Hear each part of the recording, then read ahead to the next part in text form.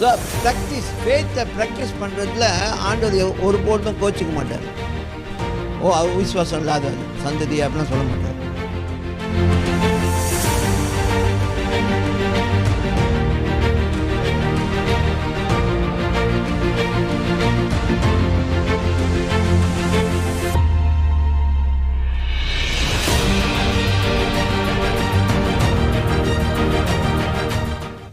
காய்ச்ச ஒரு பிரச்சனையா?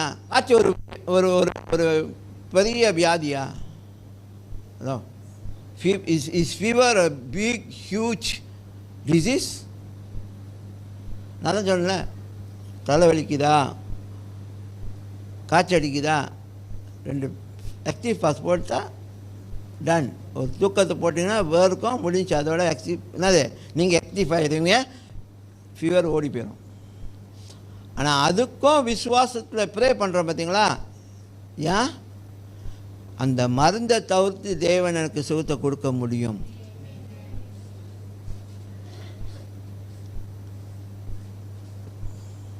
ஸோ நீங்கள் ப்ரே பண்ணுறீங்க, ஃபீவர் குறையலையா?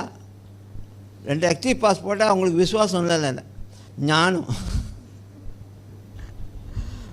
ஸோ ப்ராக்டிஸ் ஃபேத்தை ப்ராக்டிஸ் பண்ணுறதுல ஆண்டவர் ஒரு போர்டும் கோச்சிக்க மாட்டார்.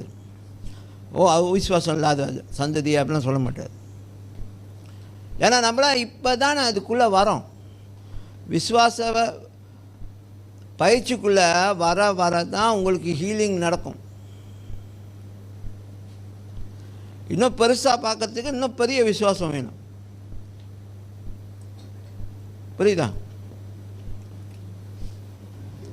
ஃபீவர் ஒரு ஒரு ஒரு ஒரு பிரச்சனையா? ஃபீவர் ஒரு முக்கியமான ஒரு சீக்கா? இல்லைங்க. அது ஃபீவரில் நிறையா கேட்டகரிஸ் இருக்குது.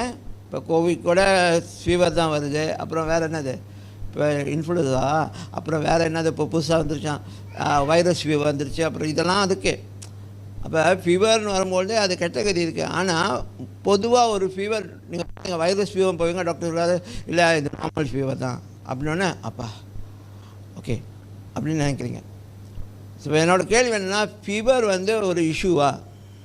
உங்களுக்கு காய்ச்சல் அடித்தா இஷ்யூவா? அதுக்காக போய் எம்சி போடுவீங்களா? எம்சி தேடி போகிறவங்க போடுவாங்க, எம்சி வேணும்னு நினைக்கிறவங்க எம்சி போவாங்க. ஆனால் அந்த ஃபீவரை கூட இயேசு சுகுணப்படுத்தினார். அது பெரிய சீக்கா? இல்லை. பெரிய சீக்காக்கா? அது பெரிய வியாதியா? இல்லை. ஆனால் இயேசு கிறிஸ்து ஃபீவரை கூட குணப்படுத்தினார். அப்படின்னா காமிக்கிறாங்க, சின்னதோ பெருசோ அவரால் முடியும். சின்னதோ பெருசோ அவரால் முடியும். என்னது?